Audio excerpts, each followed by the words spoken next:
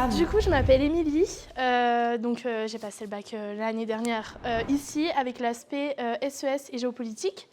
Donc du coup, aujourd'hui, je suis à Moulins dans l'Allier, donc à peu près à 1 heure de Clermont-Ferrand. Et je suis un parcours préparatoire au professorat des écoles, donc c'est assez nouveau. Et du coup, je suis venue un petit peu ici pour vous le présenter parce qu'on n'en entend pas trop parler. Donc en fait, le parcours de préparateur au professorat des écoles, c'est essentiellement pour devenir prof. Si jamais vous ne voulez pas devenir prof, n'allez-y pas. Voilà, c'est ce que je peux vous conseiller déjà premièrement. Donc déjà, il y a un double objectif, c'est en master MEF, vous allez être, on va dire, avantagé. Parce que tout simplement, on a des stages, on rend des conventions stages, et du coup, il y a l'avis des maîtres, on va dire, des maîtres qui forment, qui comptent énormément pour nous. Et il faut savoir qu'à Clermont-Ferrand, l'entrée en master MEF est très compliquée, il y a très peu de place, et pour le concours, je vous en parle même pas. Après, ce qui est aussi très bénéfique dans cette licence, c'est qu'il y a une partie lycée et une partie fac. Ça veut dire que vous n'êtes pas jeté comme ça dans le vide. Tout simplement en fait parce que actuellement, en première année, j'ai 3 semaines de lycée et 1 semaine de fac, ce qui est assez sympa pour pas être perdu, on va dire. Donc voilà. Et en fait, tout simplement, avec les stages, on va pouvoir se professionnaliser un peu plus rapidement. En première année, on a 3 semaines de stage dans l'année. En deuxième, on en a 1 mois en entier. Donc vous allez aller 1 mois dans une école à travailler, à faire le cours aux élèves, on va dire.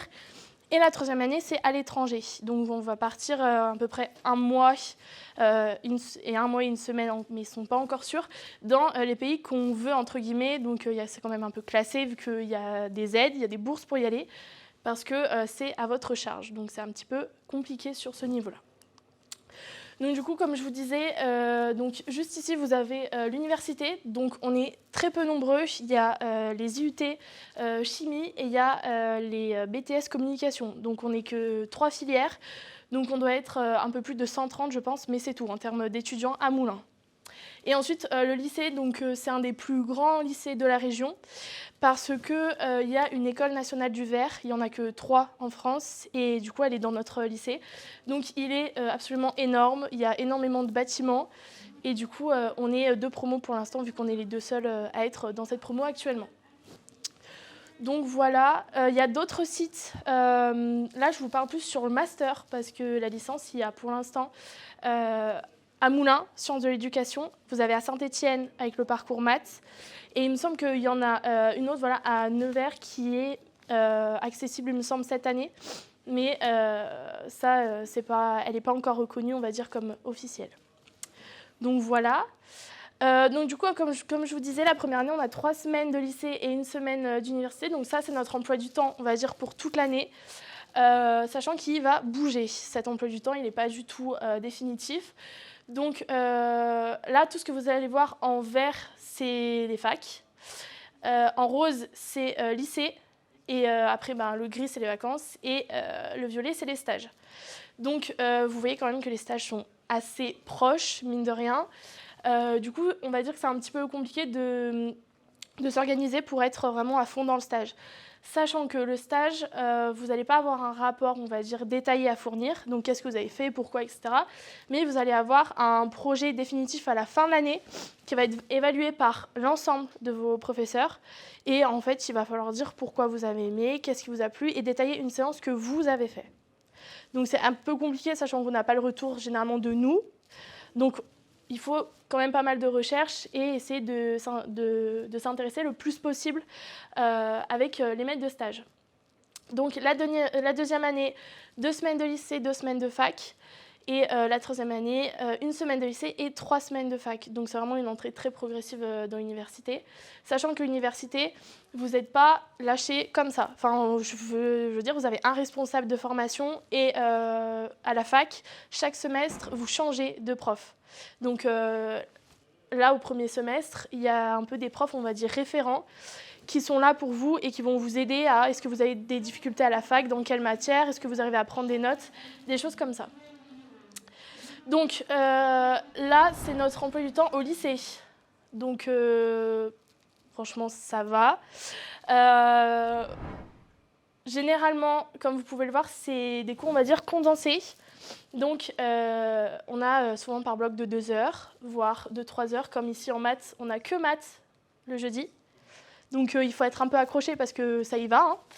Et vous pouvez aussi remarquer du coup qu'on a un peu les matières arts plastiques, musique, sciences technologiques. Donc, c'est SVT, physique, techno. Techno, c'est un grand mot, mais c'est plus sciences de l'ingénieur, mais version enfant. Donc, comment on peut faire voir une carte aux enfants, comment on peut la mettre en œuvre. Voilà, ensuite vous avez de l'anglais. L'anglais, cette année, on a 1 heure tous ensemble et 1 heure en petits groupes. Donc c'est plutôt bien. Si vous avez des difficultés, vous pouvez vous entraider, vous pouvez beaucoup plus parler. Donc ça, c'est hyper intéressant.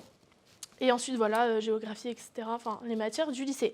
C'est pas le niveau terminal. Il ne faut vraiment pas s'inquiéter, on va reprendre des bases. En mathématiques, on a repris addition, soustraction, les choses comme ça. Donc c'est vraiment, on va aller en profondeur parce que c'est des choses qu'on croit savoir, mais il faut les savoir parfaitement pour l'enseigner. Donc on va repartir aux bases, après on va aller plus loin, mais ça s'arrête par exemple en maths au parcours de seconde. Donc si vous avez arrêté les maths en seconde, c'est pas grave, vous allez suivre, ça va très bien se passer, ça va.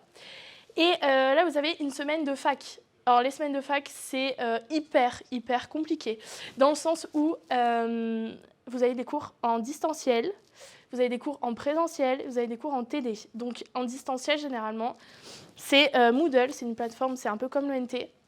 Je vous montrerai tout à l'heure. C'est un peu comme l'ENT, mais par contre, c'est des capsules que les profs enregistrent et qui vous balancent comme ça, et vous devez travailler dessus. Donc, c'est une méthode qui n'est pas du tout facile la première fois parce qu'on ne sait pas prendre des notes. Il y a des profs, il n'y a pas de support.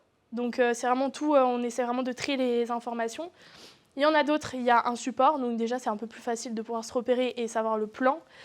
Et par contre, il y en a, comme vous voyez ici, c'est des créneaux. Donc, vous avez des créneaux. Il y a des profs qui ne respectent pas ces créneaux vu que, en fait, vos capsules sont en ligne tout au long de l'année. Donc, vous pouvez les faire, par exemple, le week-end d'après, etc. Ce que je ne vous conseille pas, par contre, parce que c'est très compliqué à reprendre. Mais du coup, voilà, on va dire que c'est compliqué dans l'organisation. Ensuite, les TD. Donc, les TD, c'est en présentiel, obligatoire. À la fac, ce n'est pas comme les facs, on va dire, en amphi. Ça veut dire que vous n'êtes que 30 dans la promo, donc c'est votre classe, en fait. Donc, il veille beaucoup aux absences, aux présences, à la participation. Il y a quand même vachement ça qui est pris en compte. C'est hyper intéressant de voir ça. Et bien justement, vous avez toutes les matières que vous allez avoir en CM, en TD. Donc, ça rapporte un plus. Mais moi, ce que je vous conseille, personnellement, c'est de regarder les CM avant les TD. Parce que les TD, vous n'allez rien y comprendre. Enfin, après, ça va être la catastrophe, sachant que le prof ne revient pas sur le cours. Donc, c'est vraiment, il vous apporte des textes, enfin, des choses en plus, des journaux, des choses comme ça, mais il ne revient pas du tout sur le cours. Donc, si vous ne l'avez pas vu, ça va vous mettre en difficulté. Et ensuite, on a les partiels. Donc là, je ne vous ai pas pris de partiels pour cette section-là. Les partiels, c'est généralement votre dernière semaine de fac. Vous avez tous les partiels la seule semaine, vous n'avez qu'une semaine de fac. Ce n'est pas des partiels comme dans les facs, on va dire... Voilà, comme je disais en amphi, ça va être 1h30, un partiel, et ça va être sur table, et ça va être sur les sujets que vous aurez vus en CM. Donc, d'où la nécessité de vraiment bien travailler ces CM, c'est hyper important. Et ensuite, ce qui est tout nouveau aussi cette année, c'est l'accompagnement personnalisé. Vous allez avoir une prof qui, au début de l'année, va vous apprendre à prendre des notes, qui va vous apprendre en stage, comment on fait pour observer une classe. Parce que on ne va pas aller regarder, il faut voir le comportement des élèves, comment ils se déplacent. Et toutes ces choses-là, on n'y pense pas forcément. Du coup, c'est hyper important. Donc, ça a été mis en place cette année et vous l'aurez aussi. Ce qui va être mis en place aussi cette année, ça va être l'année prochaine, normalement, c'est pas sûr, mais une forme de tutorat des secondes années, donc du coup, notre promo sur la promo qui arrive. Donc ça aussi, ça va être vraiment bien pour les prochains qui vont arriver, peut-être pour vous du coup. Mais ça va être mieux parce que justement, il va y avoir un accompagnement un peu plus poussé. Voilà. Alors, du coup, comme je vous disais, les matières, comme le lycée en général, maths, français, histoire, etc. À l'université, par contre, c'est des matières toutes nouvelles qui sont à proprement parler, que l'on en entend pratiquement pas parler, à part si on va dans une licence de sociaux, de sciences de l'éducation, mais on n'entend pas du tout parler. Notamment l'histoire de l'éducation, on pourrait penser que c'est comment l'éducation est venue se mettre en place, etc. Alors que pas du tout, c'est comment les élèves sont venus à l'école, comment l'apprentissage a évolué. C'est pas du tout du théorique dans le sens à travers les époques, quoi. C'est vraiment du théorique. Langage des représentations du monde, c'est hyper varié. Moi, actuellement, là, en semestre 2, je suis sur la danse classique. On était sur les jeux vidéo au premier semestre. Donc, ça passe vraiment du tout au tout. C'est vraiment comment on peut faire passer un message à travers les jeux vidéo ou là, à travers la danse. Et ensuite, sociologie de l'éducation, c'est tout ce qui va être le comportement de l'élève, comment le faire réussir, qu'est-ce qui va être mis en place aussi pour le faire réussir. Et en fait, c'est vraiment se mettre à la place de l'élève. Voilà, et du coup, je vais vous parler un petit peu des stages. Donc, les stages, il y a malheureusement, on va dire que 3 secteurs, Vichy, Montluçon et Moulins. Donc, c'est que dans l'Allier. Donc, ces stages, ce n'est pas vous qui les trouvez, ce n'est pas vous qui les choisissez. C'est l'université qui va vous placer en binôme dans une école et dans une classe. Donc, du coup, voilà, vous êtes obligé de le faire dans une école. C'est un peu logique. Et justement, en 3e année, le stage de 1 mois à l'étranger qui va être dans une école également. Voilà. Du coup, les débouchés, je vous en ai parlé. C'est essentiellement professeur des écoles, sachant que c'est axé sur ça. Après, voilà, on a la recherche, la formation, tout ce qui est dans l'administratif. On a aussi tout ce qui est dans les associations, dans les bureaux. Et après, voilà, tout ce qui est un peu dans le métier du social, où on peut partir avec. Voilà, ouais, je crois que c'était tout. Donc après, si vous avez des questions plus pointues sur d'autres choses que je n'aurais pas évoquées, si vous avez des questions par rapport à Parcoursup, par rapport à d'autres choses comme ça, n'hésitez pas à me les poser, il n'y a aucun souci. Même sur la vie étudiante aussi, les appartements, les choses comme ça. Voilà, si jamais vous avez des questions. Après, je peux vous parler aussi un petit peu de la vie étudiante, parce que mine de rien, c'est pas que la licence, il faut une vie à côté, parce que sinon on ne s'en sort pas. Malgré que faut bien se dire, vraiment, il faut l'avoir en tête, que c'est pas une licence à la fac. Ça veut dire que ça demande du travail.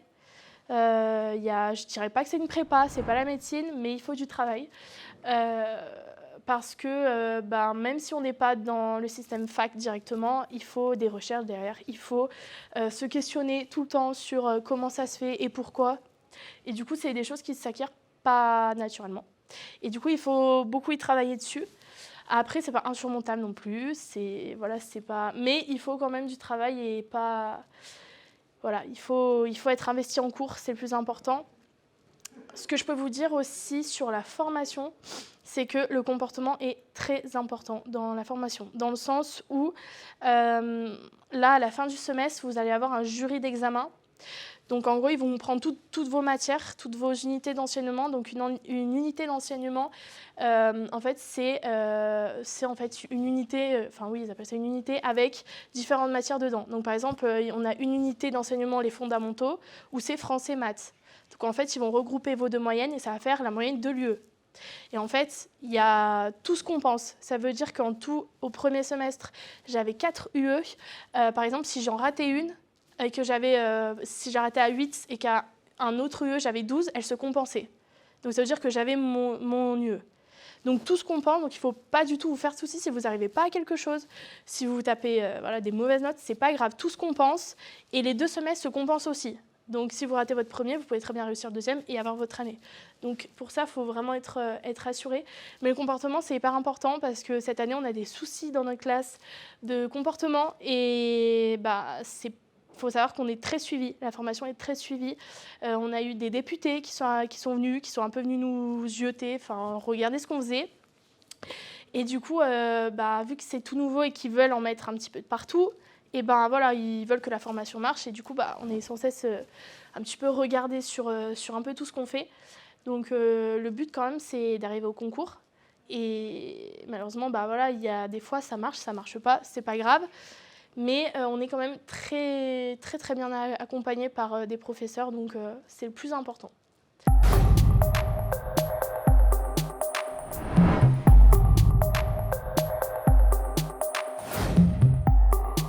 Cosmic FM, cosmique et femme.